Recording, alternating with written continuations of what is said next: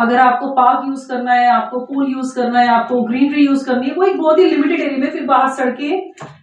गाड़ियां, पॉल्यूशन, सब कुछ है।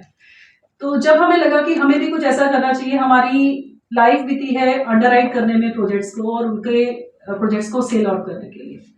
तो क्यों ना हम खुद का ऐसा कुछ बनाएं जिससे कि हमारी एक्सपर्टीज हम खुद के लिए यूज करें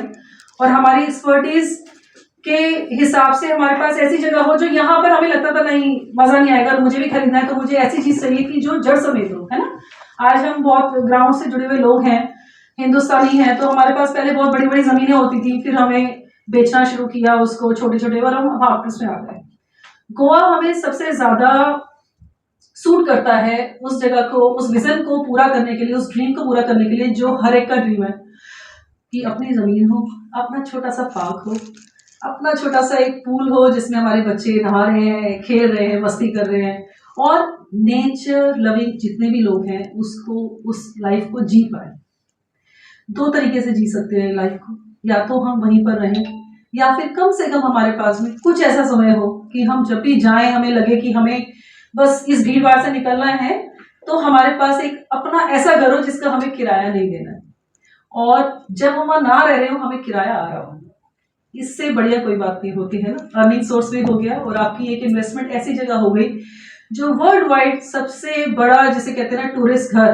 वो गोवा है। मैं आपको बहुत सिंपल लैंग्वेज में बता रही हूँ ताकि आप समझ पाए उस चीज को। आज की डेट में इंडिया से बाहर लोग नहीं जा रहे हैं, इंडिया के अंदर ही गोवा में सबसे ज्यादा जा रहे हैं। पहले गोवा चलता था क्रिसमस के आसपास, सर्दियों में, नवंबर, दिसंबर, मार्च। मैं 2 साल से वहां रह रही हूँ, मैंने कोई फ्लाइट नहीं देखी जो भरी हुई ना हो, और ज्यादातर लोग नॉर्थ इंडिया के ही होते हैं जो वहां पर जाते हैं। और उनके, अब जैसे मैं वहां रहती हूँ तो काफी लोगों को पता है कि मैं गोवा रहती हूँ, तो मुझसे बहुत लोग बात करते हैं, तो वो पूछते हैं कि आप कहाँ रहते हो, तो अच्छा मेरा घर तो वहां उसके पास में है, या मेरे भाई का है, या मेरे दोस्त का है। Every second home is having some relation जिनके लोग गोवा से रिलेटेड हैं, चाहे तो उन्होंने घर खरीदा है, चाहे वो बहुत ज्यादा जाते हैं, चाहे वो वहां पर काम करते हैं प्रॉपर्टी से रिलेटेड। तो उसी के बारे में हम चाहते हैं, थोड़ी सी डिटेल देना चाहते हैं, और आप सबकी हमें सपोर्ट चाहिए कि जब भी आपकी नज़र में कोई खरीदने वाला, या आप खुद खरीदने वाले, या आपको ऐसा लगे कि आप हमारे O2 को प्रमोट कर सकते हैं, तो लें। अश्मित जी का आ जाने का रीज़न सिर्फ ये नहीं है कि he is actor, that's why he is just branding his face, he is team, he is like हमारी टीम। जैसे कि ना, ये यहाँ पे ये ऐसा होना चाहिए, ये ट्री यहाँ पे होना चाहिए, ये नेचर वाइज यहाँ पे ये ऐसा होना चाहिए, इस डिज़ाइन को ऐसे बनाना है,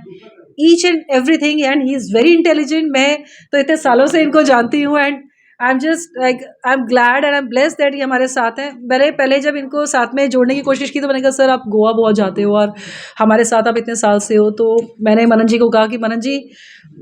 जब बात हो रही थी कि कैसे प्रमोट करें गुंजन, क्या करें, तो मैंने कहा मनन जी अगर आप बोलो तो मैं एक रिक्वेस्ट करूँ आपको, I need Ashmit in our team. मैं फिर टीम को इसलिए बोल रही हूँ कि आप समझें कि क्यों इनको, मेरे को चाहिए था कि ये हमारे O2 बने साथ में। मैंने कहा मुझे ना साथ में चाहिए कि ये मुझे परफेक्ट नज़र आते हैं, क्योंकि मैं इनकी वीडियोस, पिक्चर्स देखती हूँ, मैं इनको फॉलो करती हूँ और इतने सालों से इनसे मिलती हूँ। बहुत हम्बल है, पहला तो ये समझते हैं ग्राउंड लेवल पर चीज़ें,